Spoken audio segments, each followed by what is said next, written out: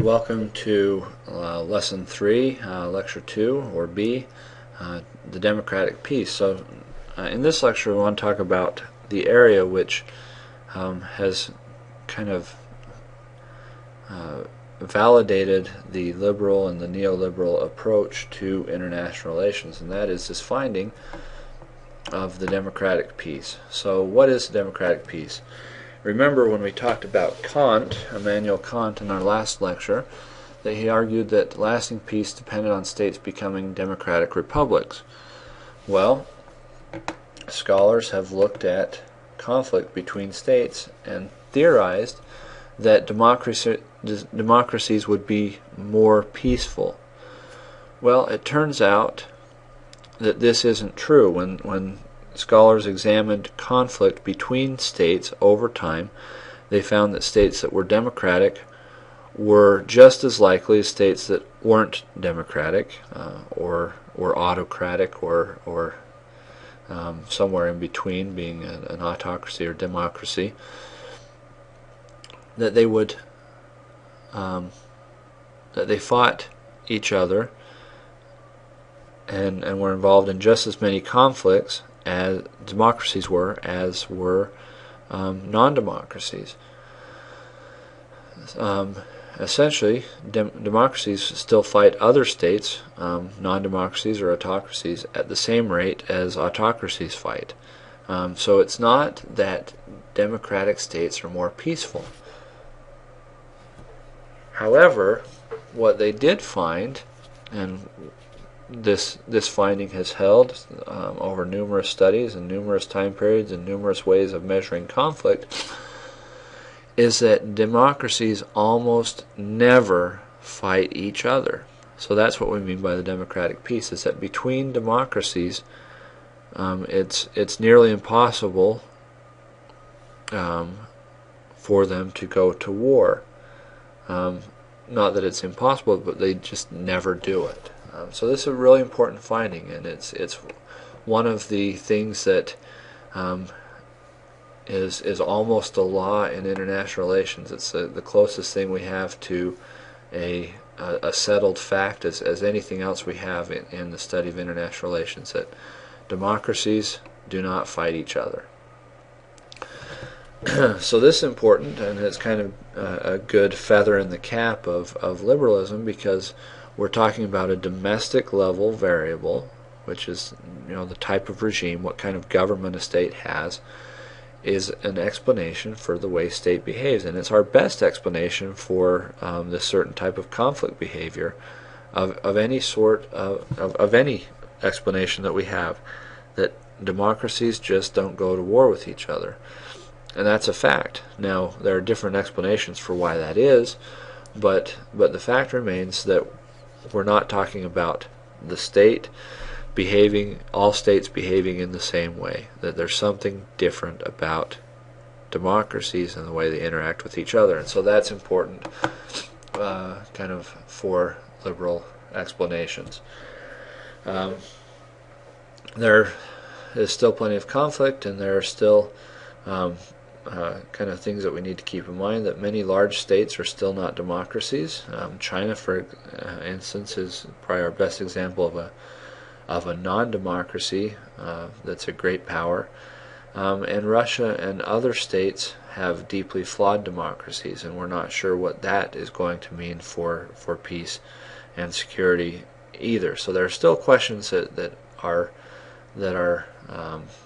there to be answered regarding how this will work or what will happen in the future. But what we do know now is that states that are fully democratic don't fight one another.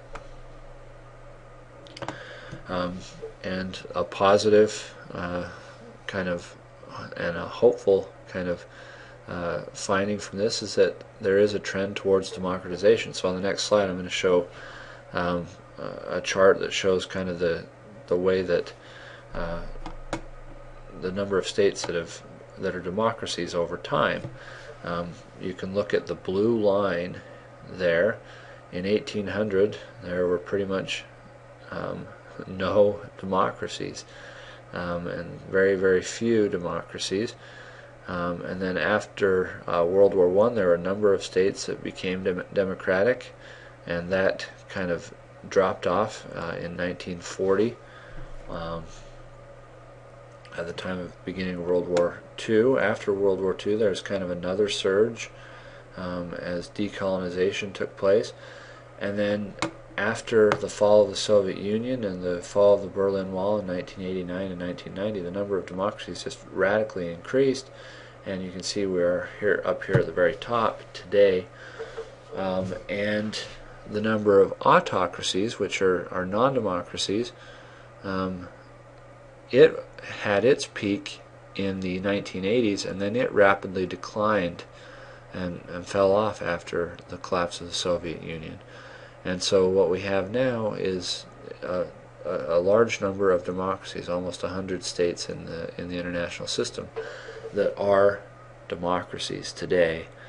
And so if this finding holds, that democracies don't fight each other, and if we continue to have more and more democracies, we should see a trend where we have less and less conflict between states. I kind of touched on this, that there was an acceleration of democratization after the breakup of the Soviet Union. There's also been a trend that there were some long-standing dictatorships and military governments that gave up power peacefully, which is a positive trend. That happened in both Indonesia and Nigeria in the late 1990s, early 2000s. So one additional caveat to this idea of the democratic peace is that it's mature democracies. It's democracies that have been democracies and maintained stable democracies over a period of time that don't fight one another. Transitioning democracies, those that are kind of at the early levels of democracies, and democracies that are brand new, there are some findings that show that they may in fact be more prone to war. And so the overall trend and the overall idea of the democratic peace is good, but we still don't know how everything will work out when states transition from being non-democratic to democratic. That there's a period of time when they're still very conflict prone.